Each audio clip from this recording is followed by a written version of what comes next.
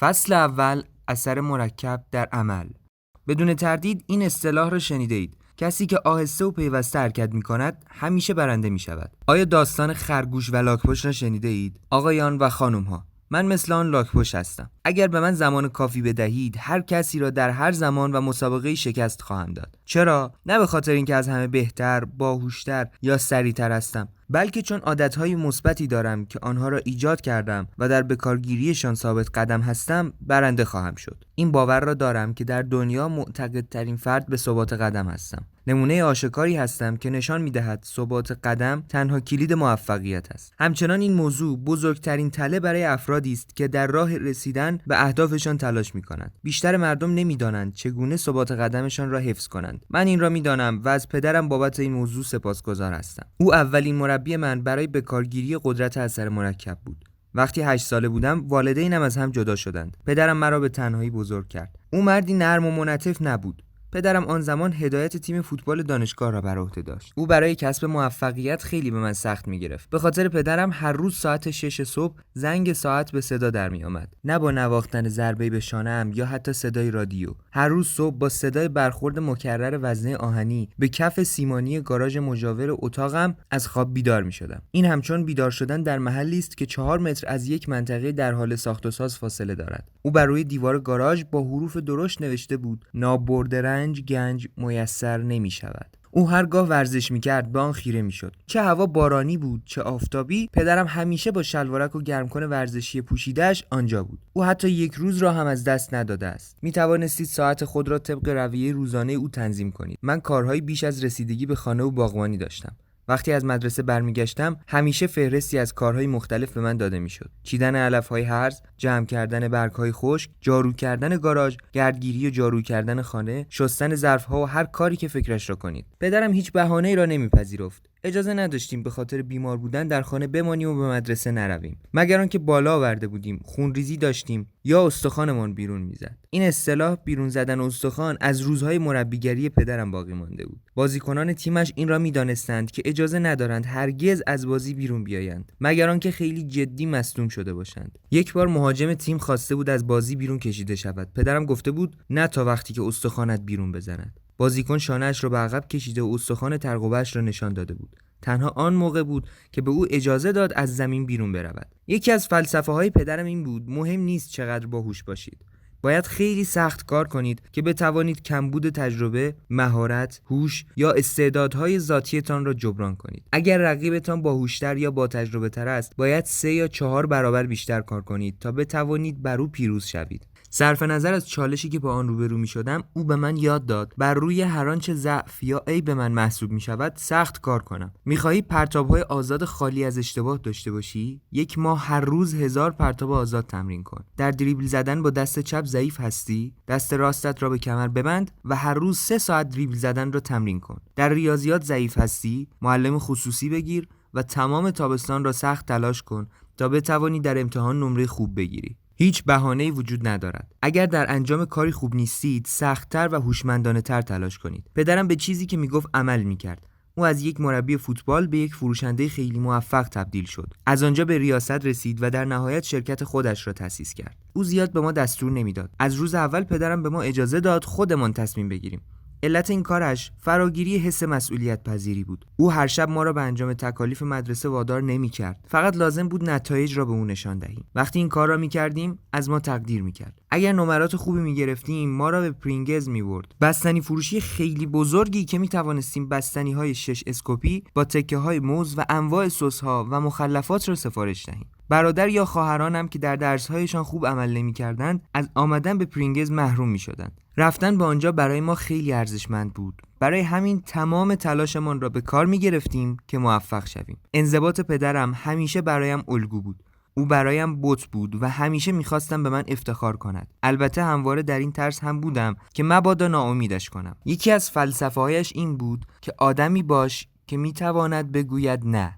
این خوب نیست که بتوانی همیشه با جمعیت همرنگ شوی. فردی غیر معمول باش، فردی خارق العاده. به خاطر همین بود که من هیچگاه سمت مواد مخدر نرفتم. او هیچ وقت مستقیم در این خصوص به من هشدار نداد، اما من نمیخواستم همانند دیگران این کار را انجام بدهم و پدرم را ناامید کنم. به لطف پدرم وقتی 12 ساله شدم برنامه‌ای به دست آورده بودم که در حد مدیرعامل کارآمد بود. گاهی اوقات خسته می‌شدم و گریه می‌کردم. به هر حال بچه بودم، ولی بعدها متوجه شدم نسبت به همکلاسی‌هایم برتری دارم. پدرم به من انضباط و ذهنیت لازم برای مسئولیت پذیری و متمرکز شدن برای به دست آوردن هر آنچه می‌خواست را داده بود. این موضوع اتفاقی نیست که شعار نشریه موفقیت این است: آنچه جویندگان موفقیت می‌خوانند. امروز من و پدرم در مورد اینکه چقدر مرا فردی معتاد به موفقیت تربیت کرد شوخی می‌کنیم. در 18 سالگی درآمدی 6 رقمی در تجارت شخصی خود داشتم. در 20 سالگی صاحب خانه‌ای در منطقه اعیان شدم. در 24 سالگی درآمدم به بیش از 1 میلیون دلار در سال رسید و در 27 سالگی میلیونری خود ساخته بودم و تجارتی داشتم که درآمدی بالغ بر 50 میلیون دلار در سال ایجاد می‌کرد. این اتفاقات زندگی من بود تا به امروز. با وجود اینکه هنوز حتی 40 سال هم از عمرم نگذشته است، پول و درآمد لازم برای خانواده‌ام را تا پایان عمرم تأمین کردم.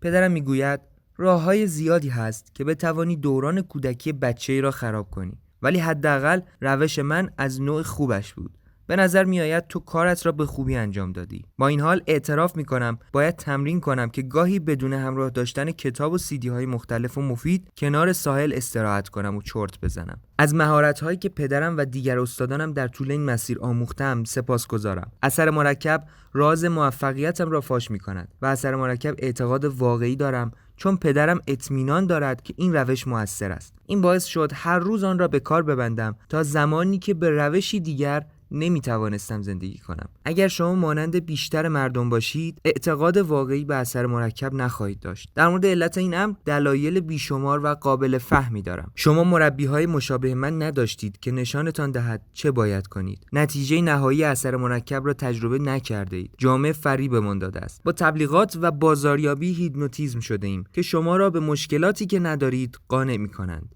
هدفشان این است که بتوانند به شما ایده سریع درمان آن را بفروشند. در اجتماع طوری به ما القا شده است که با پایان‌های افسانه‌ای که فقط در فیلم‌ها و رمان‌ها پیدا می‌شود اعتقاد داشته باشیم. نگرش خوب و قدیمی تلاش سخت و کار مداوم را از دست داده‌ایم. بگذارید اینها را یکی یکی بررسی کنیم. شما هنوز نتیجه نهایی اثر مرکب را تجربه نکرده‌اید. اثر مرکب اصل درو کردن پاداش‌های بزرگ از طریق مجموعه انتخاب‌های کوچک و هوشمندانه است. جذابترین بخش این فرایند برای من این است که با وجود نتایج خیلی بزرگ، گام‌هایی که طی زمان برمی‌دارید خیلی مهم به نظر نمی‌آید. جذابترین بخش این فرایند برای من این است که با وجود نتایج خیلی بزرگ، گام‌هایی که طی زمان برمی‌دارید خیلی مهم به نظر نمی‌آیند. مهم نیست از این استراتژی برای ارتقای سلامتیتان استفاده می‌کنید یا بهبود روابط، وضعیت مالی یا هر چیز دیگری. مهم این است که تغییرات همیشه خیلی نامحسوس هستند. این تغییرات جزئی منجر به ایجاد نتایج کوچک یا پایدار می شوند، نه پیروزی بزرگ و نتیجه آشکار. خب چرا خودمون را اذیت کنیم؟ بیشتر مردم از سادگی اثر مرکب دچار اشتباه می شوند. به عنوان مثال بعد از 8مین روز دویدن وقتی می بینند هنوز اضافه وزن دارند ورزش را متوقف می کنند، یا بعد از 6 ماه تمرین نواختن پیانو از این کار دست می کشند چون هنوز غیر از قطعه‌های خیلی ساده نمی‌توانند چیز دیگری بنوازند، یا از پرداختن حق بیمه بازنشستگیشان دست می‌کشند چون فکر می‌کنند می‌توانند از این پول استفاده‌های بهتری کنند و به نظرشان نمی‌آید که این پول کم در آینده برایشان مبلغ زیادی خواهد. چیزی که آنها متوجه نیستند این است که گام‌های کوچک و به ظاهر کم اهمیت وقتی به صورت مداوم و طی زمان اتفاق بیفتند، تغییرات بسیار بزرگی ایجاد می‌کنند. بگذارید چند مثال را با جزئیات برایتان ذکر کنم. انتخاب‌های کوچک و هوشمندانه به علاوه ثبات به علاوه زمان مساوی است با تغییرات بنیادی. سکه اسرارآمیز. اگر به شما این حق انتخاب داده شود که از میان 3 میلیون دلار پول نقد یا سکه 1 سنتی که طی 31 روز آینده هر روز ارزش آن 2 برابر می شود، یکی را انتخاب کنید، کدام را برمی‌گزینید؟ اگر این را شنیده باشید می‌دانید که سکه 1 سنتی انتخابی است که باید انجام دهید. می‌دانید که این مسیر به ثروت بیشتر ختم خواهد شد. با این حال چرا هنوز سخت است که بپذیریم انتخاب سکه 1 سنتی در نهایت منجر به کسب پول بیشتری خواهد شد؟ به خاطر اینکه زمان بیشتری طول می‌کشد تا نتیجه را مشاهده کنیم. بگذارید نگاه دقیق‌تری داشته باشیم. فرض کنیم شما 3 میلیون سکه اسرارآمیز. اگر به شما این حق انتخاب داده شود که از میان 3 میلیون دلار پول نقد یا یک سکه 1 سنتی که طی 31 روز آینده هر روز ارزش آن 2 برابر می شود، یکی را انتخاب کنید، کدام را برمیگزینید؟ اگر این را شنیده باشید، میدانید که سکه 1 سنتی انتخابی است که باید انجام دهید. میدانید که این مسیر به ثروت بیشتر ختم خواهد شد. با این حال چرا هنوز سخت است که بپذیریم انتخاب سکه 1 سنتی در نهایت منجر به کسب پول بیشتری خواهد شد؟ به خاطر اینکه زمان بیشتری طول می‌کشد تا نتیجه را مشاهده کنیم. بگذارید نگاه دقیق‌تری داشته باشیم. فرض کنیم شما 3 میلیون دلار را انتخاب می‌کنید و دوستتان سکه 1 سنتی را انتخاب می‌کند. در روز پنجم دوست شما 16 سنت دارد، در حالی که شما همچنان 3 میلیون دلار دارید. در روز دهم این نسبت معادل 5 دلار و 12 سنت در مقابل پول شماست. فکر می‌کنید دوستتان در مورد تصمیمش چه حسی دارد؟ شما در حال خرج کردن پولهای خود هستید و از انتخابتان لذت می‌برید. بعد از 20 روز در حالی که تنها 11 روز به پایان ماه باقی مانده است، او تنها 5243 دلار دارد. حال در مورد خودش چه حسی دارد؟ به خاطر تمام از خودگذشتگی‌ها و رفتار مثبتش به سختی بیش از 5000 دلار دارد، در حالی که شما 3 میلیون دلار دارید. اینجاست که جادوی پنهان اثر مرکب شروع به نمایان شدن می کند. همین رشد ریاضی روز به روز باعث می شود 1 سنتی مرکب در روز 31 10 میلیون و 737 هزار و 418 دلار و 24 سنت شود، بیش از 3 برابر 3 میلیون دلار. این مثالی است که متوجه شوید چرا ثابت قدمی در طول زمان تا این حد مهم است. در روز 29 او 3 میلیون دلار دارد تا روز 31 که با 5.3 میلیون دلار جلو میافتد این محقق نمی شود مگر تا آخرین روز این ماراتون طولانی که دوست شما پیروز شده و با 10 میلیون و 737 هزار و 418 دلار و 24 سنت به 3 میلیون دلار از شما جلو می‌زند و پیروز می‌شود. چیزهای خیلی کمی همانند جادوی سکه مرکب انقدر حیرت انگیز هستند، ولی قسمت جذاب این است که این نیروی قدرتمند در هر جایی از زندگیتان به همین اندازه مؤثر است. بگذارید مثال دیگری بزنم. 3 دوست را در نظر بگیرید که همگی با هم بزرگ شدند. آنها هر سه در یک محله زندگی می کنند و احساسات و درک مشابهی دارند. هر کدام از آنها در سال 500,000 دلار درآمد دارند. همه آنها ازدواج کرده و از نظر سلامتی و وزن متوسط هستند. تنها بعد از ازدواج کمی دچار اضافه وزن شدند. دوست شماره 1 لری کارهای همیشگیش را انجام می دهد. او خوشحال است یا دست کم فکر می کند که خوشحال است. اما گاهی اوقات از اینکه هیچ چیز تغییر نمی‌کند گله‌مند است. دوست شماره 2 اسکات شروع به ایجاد تغییرات کوچک به نظر بی اهمیت و مثبت در زندگیش می‌کند. او شروع به خواندن 10 صفحه کتاب در روز و 30 دقیقه گوش کردن به مطالب آموزشی و الهام بخش در محل کارش می‌کند. اسکات می‌خواهد در زندگیش تغییرات ایجاد کند، اما نمی‌خواهد این امر منجر به سر و صدا و هیاهو شود. او به تازگی یک مصاحبه دکتر مهمت را در نشریه موفقیت خوانده است و یکی از ایده های آن مقاله را انتخاب کرده و میخواهد در زندگیش به کار گیرد. او در نظر دارد روزانه 125 کالری از رژیم روزانه‌اش را کاهش دهد. کار سختی نیست. ممکن است در حد 1 فنجان کمتر خوردن غلات در روز، جایگزین کردن یک قوطی نوشابه با یک شیشه آب معدنی گازدار یا جایگزین کردن سس مایونز ساندویچش با سس خردل باشد. کارهایی که همه شدنی هستند. او همچنین تصمیم گرفته است که در روز تا 2000 قدم بیشتر پیاده روی کند، کمتر از 1 مایل. کار دست نیافتنی یا سختی نیست، اما اسکات در مورد این انتخاب‌ها مصمم است و می‌داند با اینکه خیلی ساده هستند، ممکن است خیلی آسان وسوسه شود که آنها را متوقف کند. دوست شماره 3 برد انتخاب‌های خیلی ضعیفی می‌کند. او به تازگی تلویزیونی با صفحه نمایش بزرگ خریده است تا بتواند برنامه‌های تلویزیونی مورد علاقه‌اش را بهتر و بیشتر تماشا کند. او می‌خواهد دستور غذایی جدیدی را که در شبکه آشپزی دیده است امتحان کند. کاسرول پنیری و دسر غذاهای مورد علاقه‌اش هستند. قسمت جالب این است که او یک میز نوشیدنی در اتاق نشیمن درست کرده است و این نوشیدنی‌ها را به صورت هفتگی به رژیم غذایی‌اش اضافه کرده است. احمقانه نیست. برد فقط می‌خواهد شادی بیشتری داشته باشد. بعد از گذشت 5 ماه هیچ تغییر محسوسی میان لری، اسکات و برد وجود ندارد. اسکات به مطالعه شبانه و گوش کردن به برنامه‌های صوتی ادامه می‌دهد. لری به کارهایی که همیشه می‌کرد ادامه داده و برد از زندگی لذت برده و کار کمی انجام می‌دهد. با اینکه هر کدام از آنها آنها الگوی رفتاری خاص خودشان را دارند، با اینکه هر کدام از آنها الگوی رفتاری خاص خودشان را دارند، 5 ماه مدت زمان کافی نیست تا بتوان هر گونه پیشرفت یا پسرفتی را در موقعیت‌های آنها مشاهده کرد. اگر وزن هر سه شخص را بر روی نمودار می‌آوردیم، متوجه می‌شدیم همه آنها در خطای نزدیک به صفر هم وزن هستند. آنها مشابه به نظر می‌آیند. بعد از گذشت 10 ماه همچنان نمی‌توانیم تغییرات قابل ملاحظه‌ای را در زندگی آنها مشاهده کنیم. وقتی به انتهای ماه 18 می‌رسیم، تغییرات جزئی و قابل اندازه‌گیری در ظاهر این افراد پدیدار می‌شود.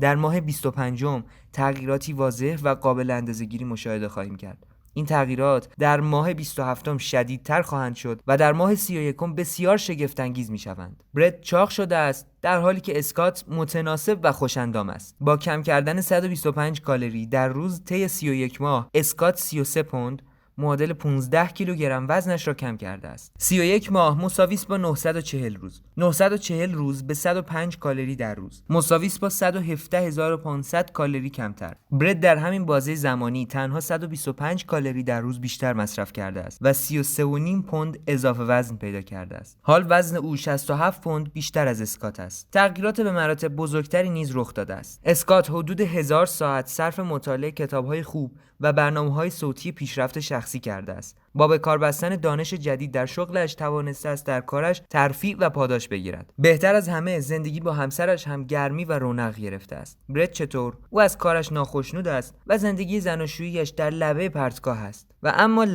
لری همان جایی است که 2 سال و نیم پیش بود، با این تفاوت که از آن موقع کمی تندخوتر شده است. قدرت فوق‌العاده اثر مرکب به همین سادگی است. انسان‌هایی که از اثر مرکب به نفع خودشان استفاده می‌کنند، در مقایسه با افرادی که اجازه می‌دهند همان اثر به ضررشان کار کند، تفاوت‌های غیرقابل تصوری خواهند داشت. همانند جادو یا جهش کوانتومی می‌ماند. بعد از 31 ماه یا 31 سال، شخصی که از تأثیر مثبت اثر مرکب استفاده می‌کند به نظر می‌آید که یک شب موفق شده است. موفقیت عمیق او نتیجه انتخاب‌های کوچک، هوشمندانه و ثابت قدمیش در طول زمان بوده است. اثر موجی. می‌دانم که در مثال بالا نتایج کمی نمایشی به نظر می‌آیند. موضوع حتی از این هم عمیق‌تر است. حقیقت این است که یک تغییر کوچک می‌تواند تأثیری بزرگ داشته باشد و اثر موجی ناخواسته و غیر قابل انتظار به وجود آورد. می‌دانم که در مثال بالا نتایج کمی نمایشی به نظر می‌آیند. موضوع حتی از این هم عمیق‌تر است. حقیقت این است که یک تغییر کوچک می‌تواند تأثیری بزرگ داشته باشد و اثر موجی ناخواسته و غیر قابل انتظار به وجود آورد. بیایید یکی از عادت‌های بد برد را زیر میکروسکوپ بگذاریم. خوردن مداوم غذاهای خیلی چرب. این گونه می‌توانید نحوه کارکرد اثر مرکب در راستای منفی و ایجاد اثر موجی را بهتر متوجه شوید. برد تعدادی کیک مافین که به تازگی از شبکه آشپزی یاد گرفته است درست می‌کند. او به این کار افتخار می‌کند. خانواده‌اش نیز شیرینی‌ها را دوست دارند و به نظر می‌آید تحسین همه را برانگیخته است. او به صورت منظم شروع به پختن مافین و سایر شیرینی‌هایی که یاد گرفته است می‌کند. او عاشق آشپزی است و بیش از حد شیرینی می‌خورد، اما نه آنقدر بیشتر که کسی متوجه شود. این زیاده‌روی سبب می‌شود برد شب‌ها بدخواب شود. او صبح‌ها تلو خوران از خواب بیدار می‌شود و در اثر کمخوابی خیلی بدخلق شده است. این بدخلقی و کمبود خواب بر روی عملکردش در کار هم تأثیر می‌گذارد. او بهره‌وری کمتری در کارش دارد و در نتیجه از رئیسش بازخورد منفی و مأیوس کننده‌ای می‌گیرد. در پایان روز اغلب از کارش رضایت نداشته و سطح انرژیش بسیار پایین است. مسیر خانه‌اش طولانی‌تر و پر استرس‌تر از همیشه به نظر می‌آید. همه اینها باعث می‌شود به دنبال غذای آسان بیشتری برود. استرس یکی از علت‌های این پرخوری است. کمبود انرژی باعث می‌شود مطابق قبل برد تمایلی برای پیاده‌روی با همسرش نداشته باشد. او فقط حس می‌کند دوست ندارد به پیاده‌روی برود. همسرش این بی‌حوصلگی برد را احساس کرده و به خودش می‌گیرد. با کم شدن فعالیت‌های مشترک با همسرش و استشمام نکردن هوای تازه و انجام ندادن تمرینات ورزشی کافی، برد اندروفین لازم را که باعث اشتیاق و سرحال شدن است دریافت نمی‌کند. چون خوشحال نیست، شروع به عیب‌جویی از خود و سایرین می‌کند و از تحسین همسرش دست می‌کشد. همانطور که بدنش چربی بیشتر ایجاد می‌کند، احساس اعتماد به نفسش کمتر شده، فکر می‌کند دیگر جذاب نیست و کمتر برای روابط عاشقانه با همسرش تحریک می‌شود. برد متوجه نبود که چطور کمبود انرژی و کم شدن محبت و علاقه‌اش همسرش را نیز تحت تاثیر قرار می‌دهد. او فقط می‌دانست که حس بدی دارد. او شبها تا دیر وقت به تماشای تلویزیون می‌نشست چون باعث می‌شد توجهش منحرف شود. با ایجاد این دوری و فاصله، همسر برد شروع به اعتراض و گلایه کرد. وقتی متوجه شد این اعتراض ثمری ندارد، از نظر احساسی عقب کشید تا از خودش محافظت کند. او به خاطر این رفتار برد تنها شده بود. به همین علت تمام انرژی خود را صرف کار می‌کرد و بیشتر وقتش را با دوستانش می‌گذراند تا این احساس کمبود را ارضا کند. همکاران مردش شروع به گرم گرفتن با او کردند که باعث می‌شد حس کند دوباره جذاب است. او هیچ وقت به برد خیانت نکرد، اما برد این حس را داشت که یک چیزی اشتباه است. او به جای اینکه انتخاب‌های ضعیف خودش را عامل این مشکلات ببیند، همسرش را مقصر می‌دید. باور اینکه شخص دیگری مقصر است و به جای آنکه درون خودمان به دنبال اشتباه گشته و اقدامات لازم را برای از بین بردن آن انجام دهیم، در دیگران به جستجوی اشتباه می‌پردازیم که این یکی از اصول مشخص روانشناسی است. در مورد برد، او نمی‌خواست به درونش نگاه کند. او از سرآشپزهای معروف و شخصیت‌های جنایی مورد علاقه‌اش هرگز توصیه‌هایی در مورد پیشرفت شخصی دریافت نمی‌کرد. ممکن بود این فکر به ذهنش خطور کند که اگر کتاب‌های پیشرفت شخصی را که دوستش اسکات می‌خواند مطالعه می‌کرد، ممکن بود روش‌هایی را یاد بگیرد که بتواند عادت‌های منفیش را ترک کند. متاسفانه در خصوص برد، تصمیمات کوچک منفی و روزانه موجی ایجاد کرد که تمام قسمت‌های زندگیش را ویران کرد. تمام این محاسبه، کالری‌های مصرفی و شبیه سازی‌های فکری برای اسکات معکوس بود و باعث شد از نتایج مثبت آن بهره مند شود. این موضوع همینقدر ساده است.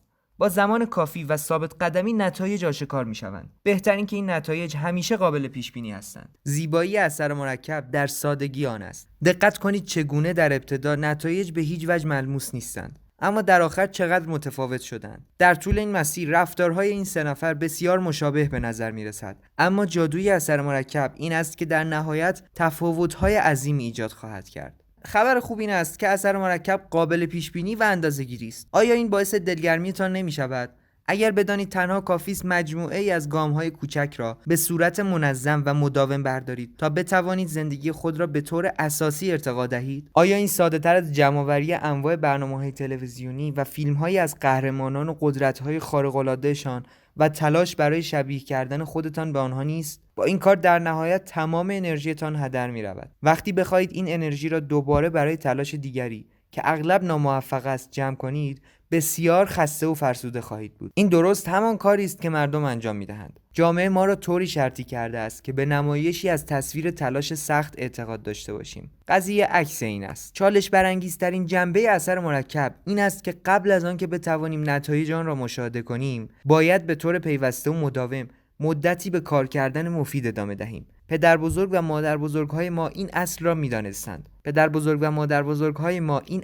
می‌دانستند. آنها کل اصل را به تماشای برنامه‌های تبلیغاتی تلویزیونی که چگونه در 30 روز اندامی مناسب داشته باشیم نمی‌گذراندند. من حاضرم با شما شرط ببندم آنها 6 روز در هفته از طلوع تا غروب خورشید کار می‌کردند و از مهارت‌هایی که در جوانی یاد گرفته بودند در تمام طول زندگیشان بهره می‌گرفتند. آنها راز سخت کار کردن، نظم و عادت‌های خوب را می‌دانستند. جالب اینجاست که در بعضی از خانواده‌های ثروتمند بعد از 1 یا 2 نسل ثروت از بین می‌رود. فراوانی بیش از حد منجر به ذهنیت بیمیلی خواهد شد که در نهایت سبک زندگی بی‌تحرک را به وجود خواهد آورد. اغلب فرزندان افراد متمول مستعد این موضوع هستند. آنها جز آن دسته افرادی نیستند که انضباط و شخصیتشان را توسعه داده باشند تا صاحب ثروت شوند. به همین علت منطقی است که این افراد برای ثروت ارزشی قائل نباشند یا نتوانند ابزارهای لازم برای حفظ آن را بشناسند. ما اغلب در فرزندان خانواده‌های اشرافی،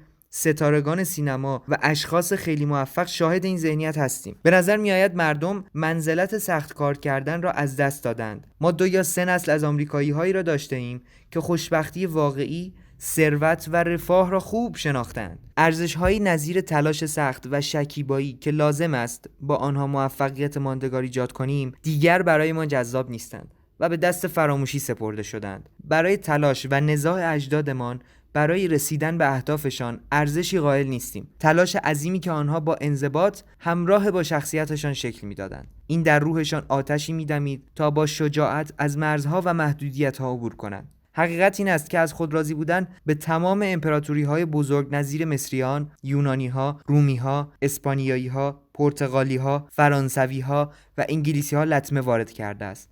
چرا این چنین است؟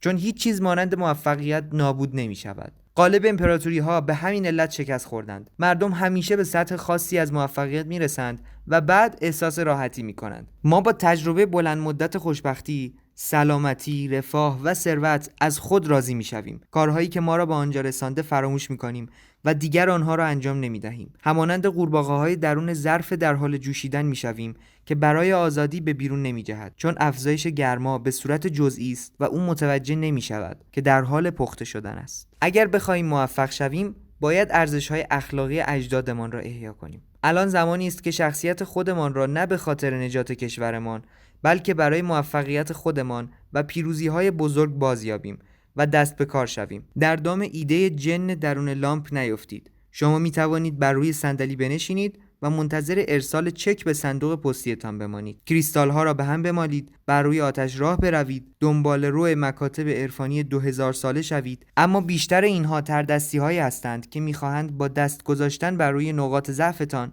شما را فریب دهند. موفقیت واقعی و ماندگار نیازمند حجم بالایی از کار و تلاش سخت و مداوم است. داستانی واقعی و کوتاه برایتان تعریف می‌کنم تا مفهوم جمله هیچ چیز همانند موفقیت نابود نمی‌شود را بهتر متوجه شوید. رستوران جدید و بزرگ در نزدیکی خانه ما در ساحل سندیگو افتتاح شد. در ابتدای کار همه چیز خیلی تمیز و مرتب بود. میزبان همیشه با لبخندی زیبا به همه خوش آمد میگفت. خدمتشان بی‌نقص بود. مدیر رستوران نزد مشتریان می آمد و از کیفیت خدمات و غذا اطمینان حاصل می کرد و غذاهای مهیجی را سرو می کردند. بعد از مدتی مردم به غذا خوردن در آن رستوران مشتاق شدند و برای داشتن میزی در رستوران فقط برای یک وعده بیش از 1 ساعت انتظار می کشیدند. متاسفانه بعد از مدتی کارکنان این رستوران قدر این موفقیت را نمی دانستند. میزبان چهره متکبر به خود گرفته، کارکنان سرو غذای ژولیده و نامرتب شدند. متاسفانه بعد از مدتی کارکنان این رستوران قدر این موفقیت را نمی‌دانستند. میزبان چهره متکبر به خود گرفته، کارکنان غذای ژولیده و نامرتب سرو می‌کردند و کیفیت غذا هم به شدت افت کرد. این رستوران بعد از گذشت حدود 18 ماه تعطیل شد. آنها به خاطر موفقیتشان شکست خوردند. یا بهتر است بگویم به خاطر متوقف کردن کارهایی که منجر به موفقیتشان شد شکست خوردند. موفقیت آنها نگرششان را محدود کرد و باعث شد از تلاش دست بردارند.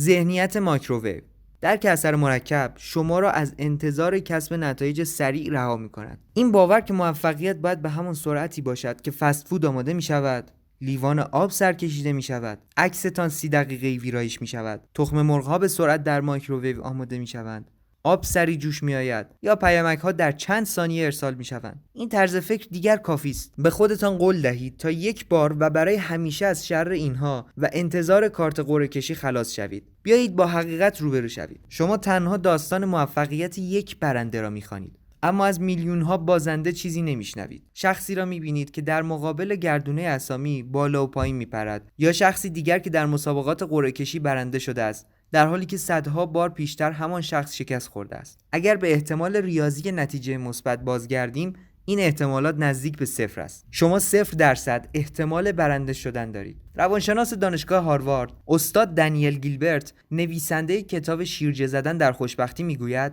اگر به بازندگان قرعه کشی‌ها 30 ثانیه زمان داده شود که در تلویزیون اعلام کنند من برنده نشدم، حدود 9 سال طول می‌کشد تا تمام بازندگان یک مسابقه این جمله را بیان کنند. وقتی یاد بگیرید اثر مرکب چگونه کار می‌کند، به دنبال راه‌های سریع و گلوله‌های نقره نخواهید بود. سعی نکنید خودتان را گول بزنید که ورزشکاران بسیار موفق هرگز هزاران ساعت صرف تمرین‌های طاقت فرسای ورزشی نکردند. آنها صبح زود برای تمرین از خواب بیدار می‌شوند و خیلی دیرتر از اینکه تمرینشان تمام شود دست از تمرین برمی‌دارند. آنها با عذاب سخت و ترس از شکست، تنهایی، سرخوردگی، کار سخت و ناامیدی روبرو می‌شوند تا به مقام قهرمانی دست یابند.